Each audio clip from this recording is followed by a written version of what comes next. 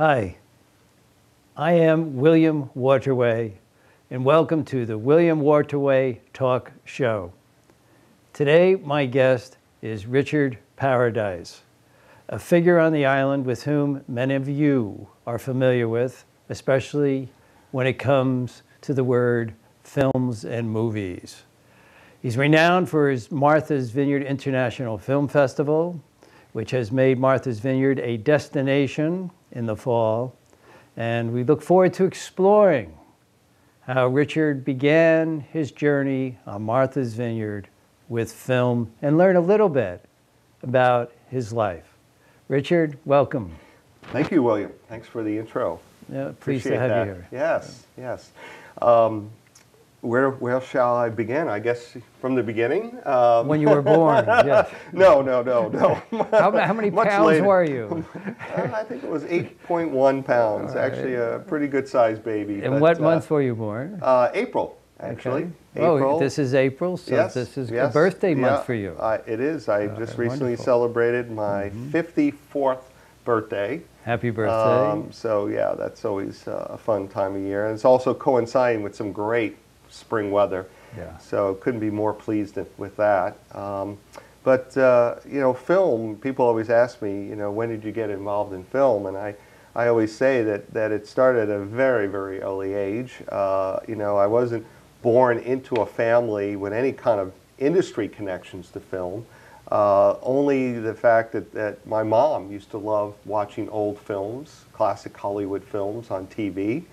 And by the time I was 8 or 9 years old, I would be sort of her companion in watching these films on mostly TV, not really going to the movie theater. I mean, we did that, of course, as I was growing up. But you had cable, you said. But we had cable. I mean, we that was early on. Yes. This was back in the sort of 70s. Yeah. But it first started out just in the New York City area, watching Channel 9, Channel 11, Channel 13. All of these broadcast channels in the New York area programmed film in the evenings, movies in the evenings. It was a very inexpensive way to fill up airtime. And you know, some of the people who maybe grew up in New York remember the $1 Million Movie. I do. Or the Late Movie and the Late Movie. Yes, I mean, they kept programming more films in the evening. And I would stay up, you know, with her and keep her company because my dad worked evenings. He was outside the home working, and so we'd watch 1 or 2 movies, you know, quite frequently during the week. And you're right, cable TV did come to that part of New York and New Jersey very early on. I seem to remember maybe in the early 70s that cable TV started out. HBO was one of the first channels. I think Showtime was also another one. And that's when I started watching more adventurous films from Europe, foreign language films. So even as a teenager, I was watching foreign language subtitled films and just thought it was fabulous. I mean, that was, of course, the age of the golden age of European films and, you know, the French New Wave and Italian neorealism and Swedish films. You know, Bergman, of course, was at his, you know, height of producing great films. And so I was exposed to both commercial films, going to the movie theater, you know, on the weekends. You know, you might remember back in the 70s, you could still go see a double feature and a bunch of short films and comedy shorts and whatever, and you'd spend the whole day at the movie theater. True. And then I was exposed to the old classic films, which of course this is predating VHS tapes and DVDs, of course. So really the only place you would ever be able to see an old classic Hollywood film was on TV. And so, yeah, I was exposed to it at a very early age, and that continued on when I went to college. And I got involved in the school's film program, and I ran the program and programmed it for 3 years. So that was great. I mean, I could choose whatever films I wanted, basically. And so my poor student colleagues who would come on the weekend and would have to be exposed to a European film or some exotic film, or, you know. Very good. And then, you know, so I've always had that love of showmanship and showing films and sharing films with people from a very early age. So you graduate college. Yes. A degree in? Believe it or not, biology and chemistry. So a background in the sciences, but soon after that went into business and went back to graduate school, got a business degree in finance, and then went into publishing, magazine publishing. And really that's been my career since, grad school. You're still involved with the publishing business? Yeah, I'm still in sales primarily, international media sales, and magazines have been sort of a part of my career, since the early '80s, and but I've also worked in TV, cable TV sales, and digital media sales, online media sales. So it's always been something with media and selling and publishing. And I still do that as a freelancer, working from home, and that's given me the flexibility to sort of have this dual life, which is the creative side of my, sort of my being, which is the film stuff, the film society, the Martha's Vineyard Film Society, and the International Film Festival, and the other things that I do relating to film, has always been sort of parallel to my media sales background. Excellent. And so, so it's been great, and since '98, '99, living here in Martha's Vineyard, and be able to share lots and lots of films. Well, talk about, Richard, when you first started in, you arrived here in '98, '99? Yep, '98. And straight away in '99, you began showing films. Yes, yes. Talk about that. Well, I've always enjoyed doing that wherever I lived previously, whether it was Washington, D.C. or Boulder, Colorado, wherever, I always got involved in some sort of film program. And when I moved here, it sort of coincided with the renovation of the Grange Hall. You might remember that, William. And I kind of hooked up with a bunch of other volunteers, some of which are no longer living on the island. Can you remember their names? Oh yeah, well, Jonathan Revere, who actually works here at MVTV. Yeah, he's one of our more involved producers, I must say. Yes, exactly. And Ann Ivasic, who runs Island Entertainment. There was a woman by the name of Joan Koshin, who I believe has relocated to Florida, lives in Florida now, but she was involved. And then Bill, and I can't remember Bill's last name, but there was about 5 of us, and we decided to kind of recreate the movie museum at the Grange Hall. And the movie museum was a series in the summer primarily of old classic films done by 1 or 2 individuals every summer back in, I think, the 1970s, all the way through early 1980s, but it sort of kind of disappeared. And at the time, in '98, '99, when we kind of reinstated the movie program, we're still using 16 millimeter projectors. We were still, getting the licensing to show 16 millimeter film, but we started very simply with, I think it was 8 or 10 week summer program, and we'd show it every Thursday night. And it was a lot of fun. I mean, it was sort of a hobby, and it was something that we all kind of loved doing in the summer months, and it was quite successful. I mean, we'd have on any given Thursday night over 100 people show up to watch an old movie. And again, at this time, DVDs were not readily available for rental. It was still VHS tapes, and quite frankly, watching a movie on 16 millimeter film was a much better experience than watching a VHS tape in your at home on your small TV set. And so it was quite successful, and we did that for a number of summers.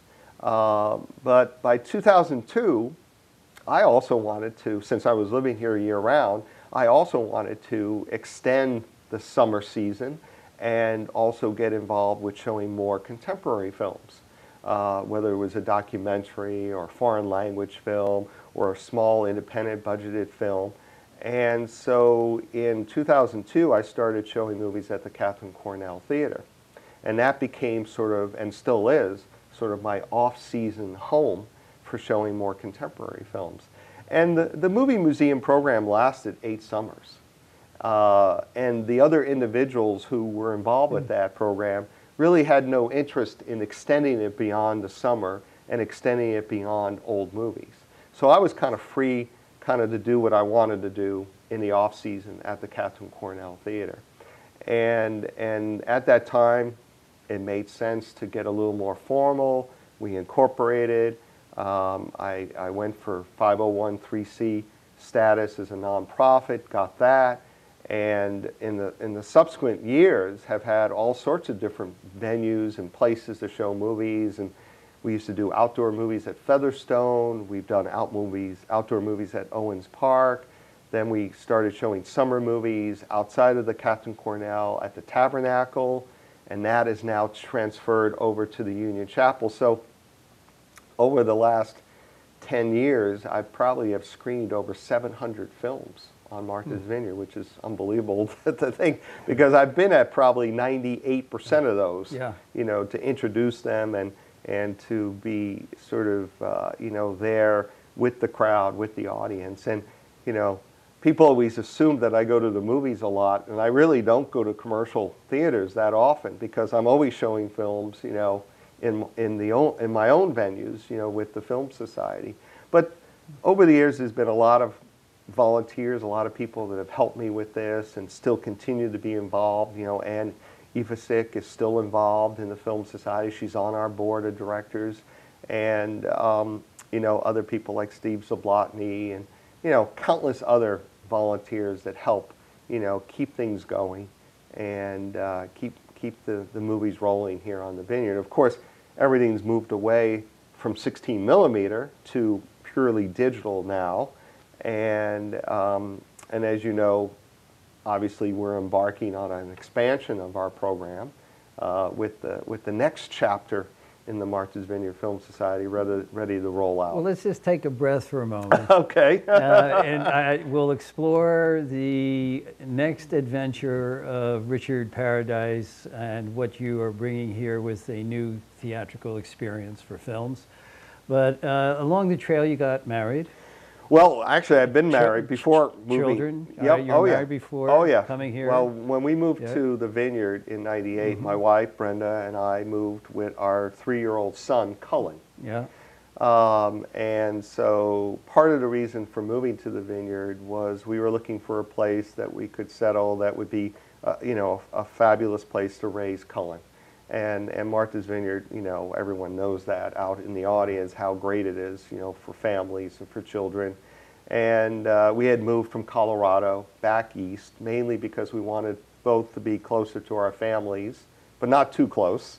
And Martha's Vineyard just seemed like a magical place. And because I was working for myself, and my wife is a writer and an editor, and she was working for herself, it was a fairly uncomplicated thing to do, to move to Martha's Vineyard. And so, Cullen is now 19, out of the house, at college. Where's he going to school? Well, he goes to school in New York City at Parsons School of Design. Very good. And, part of, our reasoning, and well, you didn't preempt me, but about 5 years ago, my family and we moved to Falmouth. Yep, I remember. And so part of the reason for that was because he wanted to go to Falmouth Academy, which he did begin to do in the 7th grade, and we decided it'd be better to move to Falmouth as opposed to having him commute back and forth. and then soon after that, 6 months after we moved to Falmouth, I started to commute back to Martha's Vineyard because I worked for the other TV station that was around for a few years here. I forget the name of it. Something to do with fruit or something? Yeah, Plum TV. That no longer exists in its in its original concept. And you were doing film reviews for Plum. I saw many of them. Yeah, actually, I used to do film reviews on Plum TV. Yes.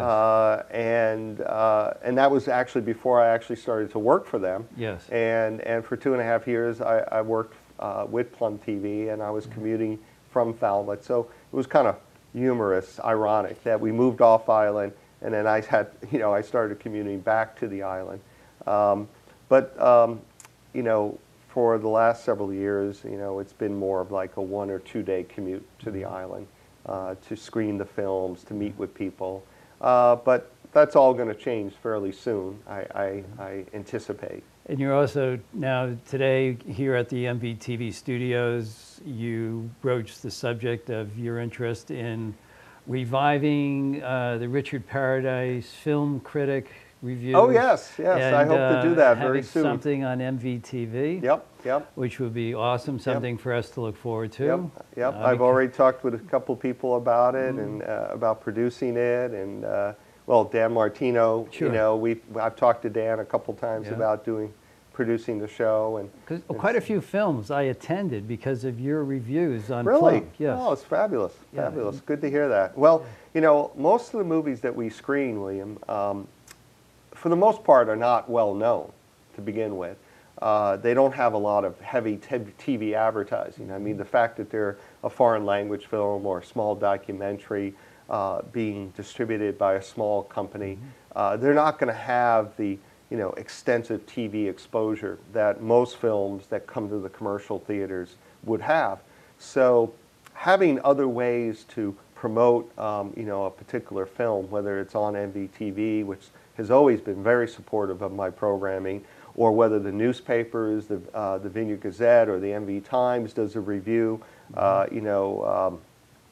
Brooks Robarts has been fabulous at writing reviews of the movies that we've been screening for over the years.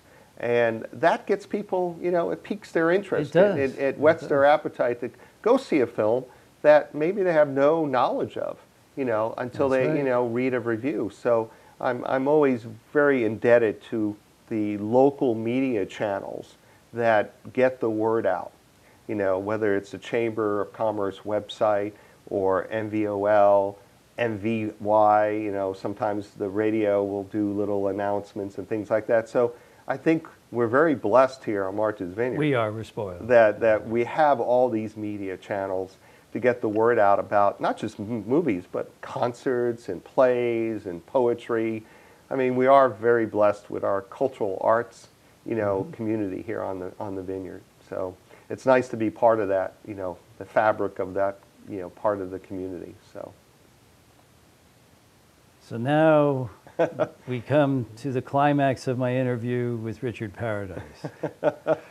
This is the moment in time where we will learn about the unveiling of the new movie theater here on Martha's Vineyard, which is, by the way, not to be facetious. It is quite historic. It's going to change the way a lot of us see films here on Martha's Vineyard. And it's going to bring a new spectrum of films here. And so Richard, let's explore what this new movie theater is going to bring to Martha's Vineyard. Sure. Yeah. Well, obviously we're very excited, very honored to have the opportunity to work in partnership with Mr. Sam Dunn, who is the developer at the Tisbury Marketplace that is building the building that's going to house the future MV Film Center. And the Film Center, in my mind and how I conceptualize it is, it's a place for, all things film, of course, but it's also is going to be a sort of a gathering place, a place for other cultural arts, for educational type of programming. I mean, there's going to be, I think, an amazing opportunity to use this resource in many ways other than just film. Of course, we want to make film the focal point of the Film Center, but we are planning to work with all sorts of nonprofits and other organizations, and even possibly MVTV, to be able to use this new venue, because the venue will have state-of-the-art digital projection. It will be able to show film, but it will also be able to use it for PowerPoint presentations.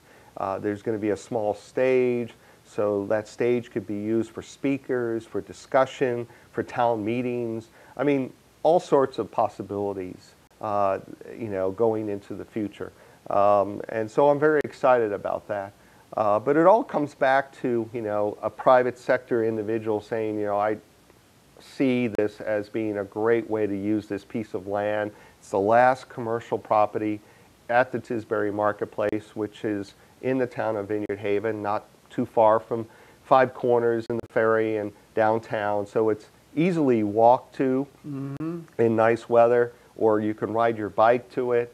And there will be parking, of course, at the Tisbury, you know, Marketplace. So for people who want to come see a movie or come hear, you know, a presentation, or for an organization that wants to do a meeting with PowerPoint during the morning or whatever, that's all going to be possible. But film is changing, as you well know, as I alluded to earlier. Film, for the most part, is moving from a celluloid sort of film through a projector presentation to fully digital presentation. And the new film center is going to have state-of-the-art, you know, DCI compliant. Now, DCI means Digital Cinema Initiative, and it's just standards that have been set up by the industry. So the projector that we're going to be utilizing and the server, you know, the computer server that we're going to be utilizing is the same thing that the Coolidge Corner, you know, cinema in Brookline is using. It's the same projector that Landmark cinemas around the country are going to be using. It's the same quality, you know, projector. And we have one of the best companies in the country, Boston Light and Sound, that is going to be creating our system for us. Projection, audio, it's going to be 7.1 Dolby surround sound. I mean, amazing quality, 28-foot wide screen, stadium seating, so everyone in the house will have a perfect view of the screen, and it's just going to be a great film watching experience. And people always question, not here, but question in the media, well, is cinema movie watching together, is that dying? And I say no, I don't think it is. I mean, it's evolving, of course. And of course, it has competition from people watching movies at home on a big flat screen TV or watching movies on their computer. But I think movies watched in a cinema, in the dark, with a lot of people will never be replaced. That experience will never be replaced. And the fact that, you know, a film center being operated by a film society also will try to bring a lot more to the table. You know, having a speaker afterwards to talk about what the people just saw, or having, you know, when we do our International Film Festival, we always try to have the filmmakers come when we can to talk about the film that they created. But when we can't do that, we always try to have some sort of local resource person in the community come and talk about that issue or topic or theme.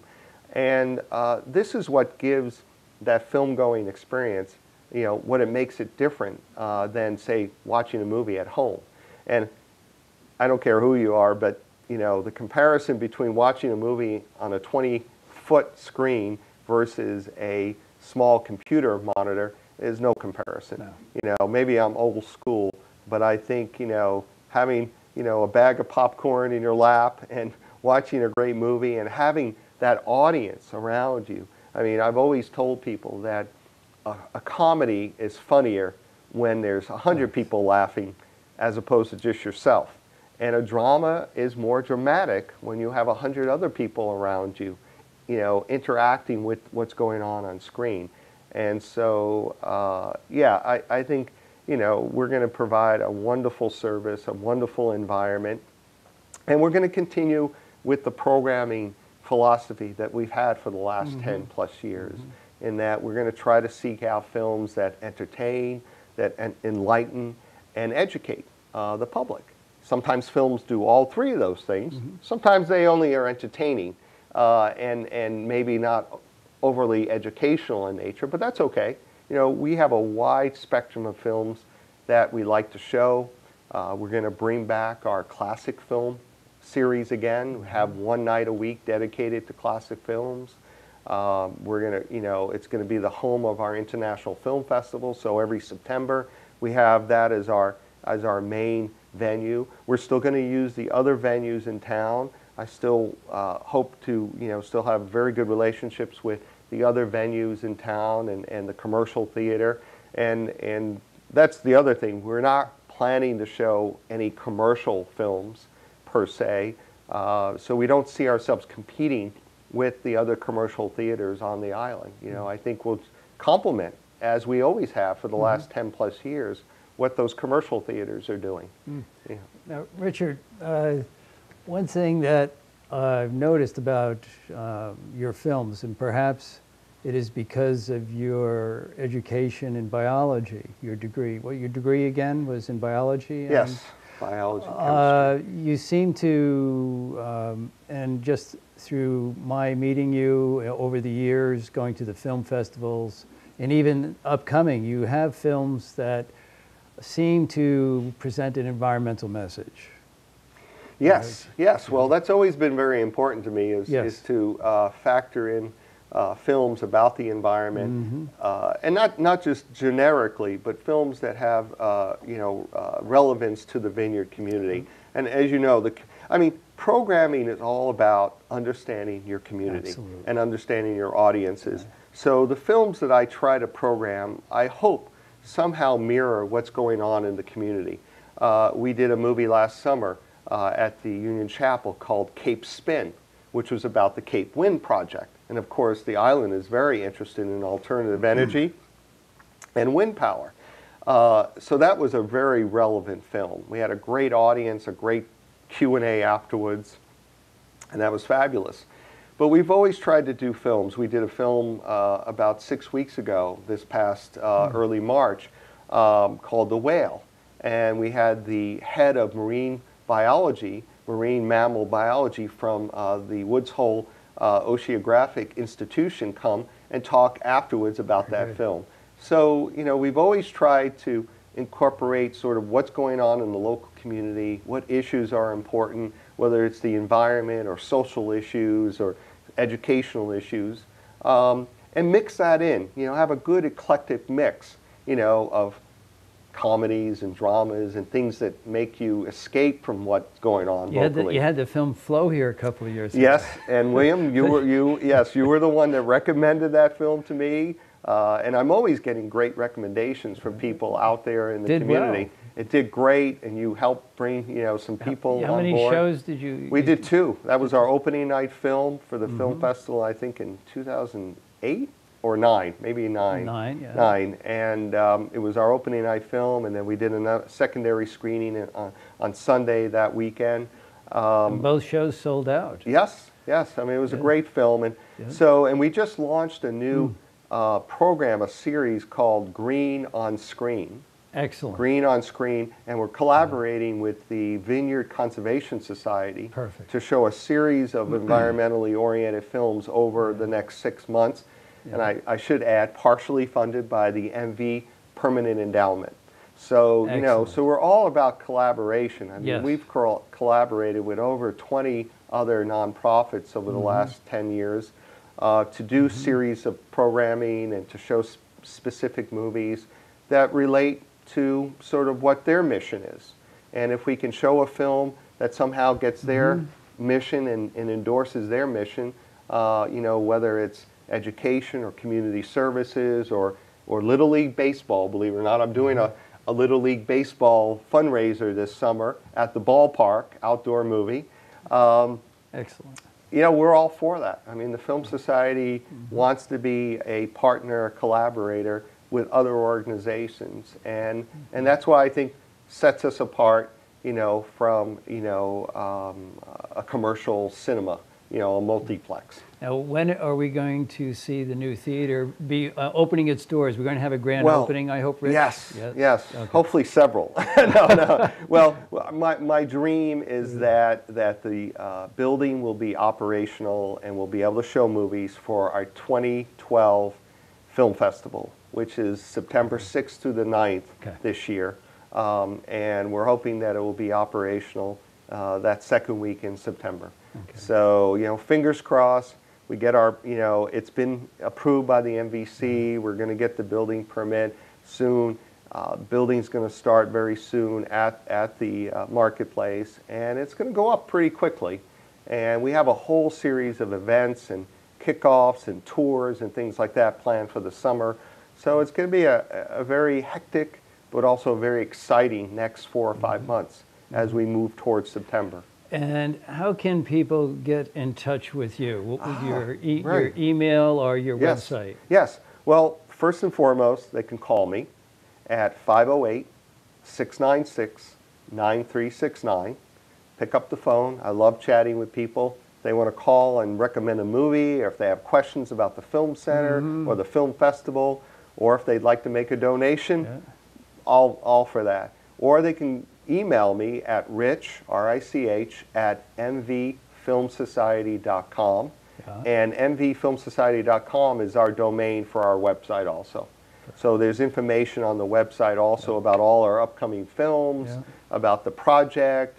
Of course, if people are into Facebook, we have Facebook sites, we have Twitter sites, so they can get the information that way. But I love to hear from people. They just have to pick up the phone and call me, and we can chat about anything film related. Excelente. Richard, you gave us William. a lot in a very brief, succinct period of time. Thank you. Very impressive. Thank you very much. Yes, and thank you, Richard, for being here. And thank you. This is William Waterway Talk, and we look forward to sharing another guest in the future, but certainly let's look forward to this new movie theater this coming September, and I look forward to the grand opening. Yes. And I don't think Richard You'll Paradise... be invited. I don't think Richard Paradise will be at a loss for words. Probably not. I'm usually trying to sort of tone down my verboseness, but no, it's a gift. I love talking to people about movies, and I love introducing movies, and I hope to continue to do that well into the future, many years into the future. Let's hope so. Yes, Richard. Well, thank you, William. Thank you very much. So this is William Waterway, and until next time, blessings, health, and light to you. Bye for now. That was great. Clear. Okay. Okay. Yeah, don't get up.